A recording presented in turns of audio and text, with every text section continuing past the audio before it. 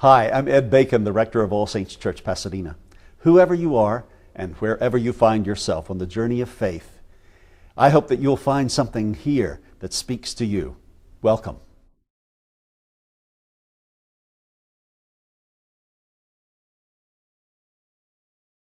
Good morning. Please be seated.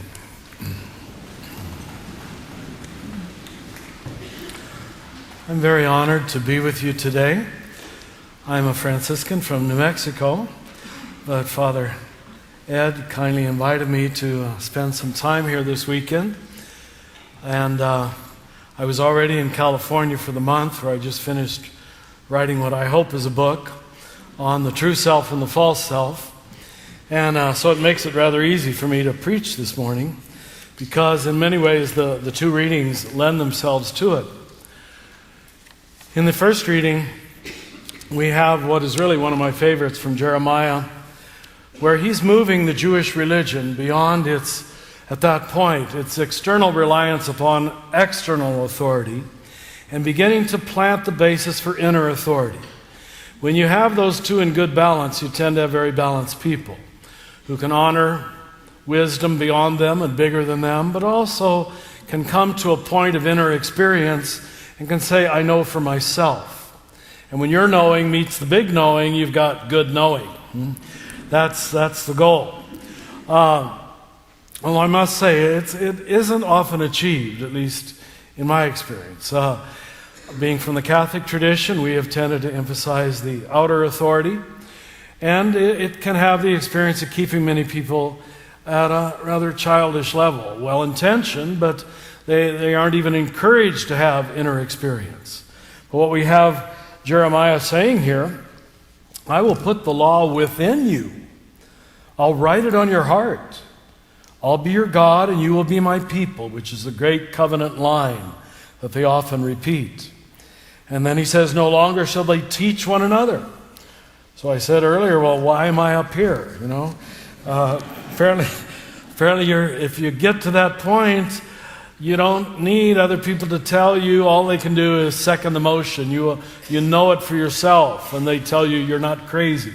So I hope whatever I'm saying this morning will tell you, I hope you're not crazy. Then we come to the gospel, where Jesus goes right to the heart of the matter, and as he often does, in saying there's a price you have to pay for this kind of big knowing. And he says the single grain of wheat, it's a marvelous metaphor really, the single grain of wheat that each person is, it has to die to itself. Now, maybe you know or don't, that's actually, to many of you, I'm sure it sounds very Buddhist, because they're saying the same thing, that the small self can't get you very far. And Jesus calls the small self the single grain of wheat, where you look out at life from your preferences, what you want, what you need, what you understand, what you prefer. And at that point, your life is all about you, which isn't a very big life. But a lot of people, that's all they know. That's the only way they've been trained to think. They haven't moved to the contemplative level, higher consciousness, the spiritual level, the eyes of Christ, whatever you might want to say. And what Jesus is doing is trying to get us there. And he's saying unless that single grain of wheat dies, it remains just a grain of wheat, which is fine, but not what I'm talking about. But if it dies, if it can let go of its little ego boundaries of thinking it's all about me and what I want and what I need and what my hurts are and my fears are, if you can move beyond that, you're capable of a much bigger seeing. It's much more compassionate, much more forgiving. It's much more inclusive. Low-level consciousness is always decides who is not like me.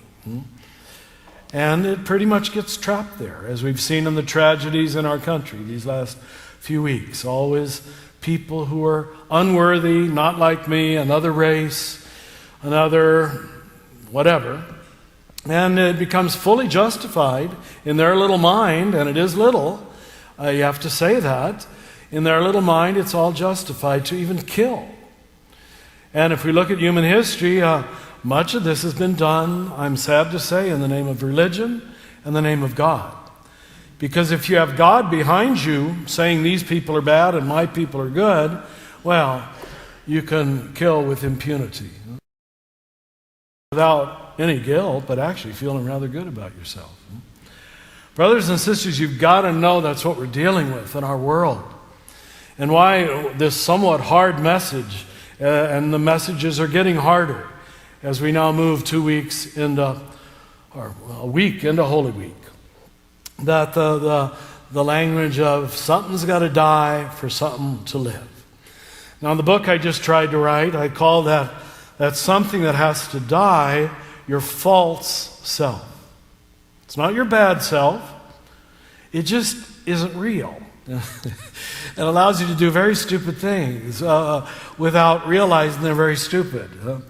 And now normally the trials of life, the suffering of life, the maturity of life, little by little along the way, you learn to distinguish between the real and the unreal, between what lasts and what doesn't last at all. And you recognize the different aspects of the false self. Your skin color, your sexual orientation, your ethnicity, your country, how much money you make, your car you drive, the clothes you wear. Brothers and sisters, every mystic and saint and prophet would say, that's what's going to die when you die. And if that's all you have, you got nothing. That's the false self. And we live in a country and you live in a state which prides itself, because it's the nature of the ego, on sort of, pushing forward my false self to look better, to look more beautiful, to drive bigger car, whatever else it might be. You've never gotten down to the basic of who you really are before that, before you made any money, before you got your law degree, before you were a doctor, before you were a priest. Who were you? Well, you were a child of God. As Paul says it in Colossians, who you are hidden with Christ in God. That's the true self. And there's nothing you can do, nothing whatsoever, to create that self. You've got it. You're stuck with it. The only difference in this room is the degree of awareness that you draw your life from that who you are hidden with Christ in God. And these people do tend, all things being equal, to be much happier.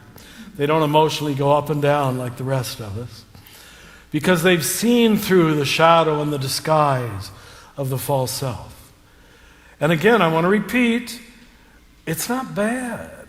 It's just inadequate, sort of stupid. It can't get you there. It can only get you to small groups of people who look just like you do. And I'm afraid that's been a lot of tribal religion in history up to now. Gathering people who are just like me and making ourselves feel superior and saved in that very small context. And of course, by definition, therefore, it's not salvation. I think it was Eddie Breslin years ago said, Catholicism, and I know you're Anglo-Catholics just like we're Roman Catholics. He said to be Catholic is to say, here comes everybody.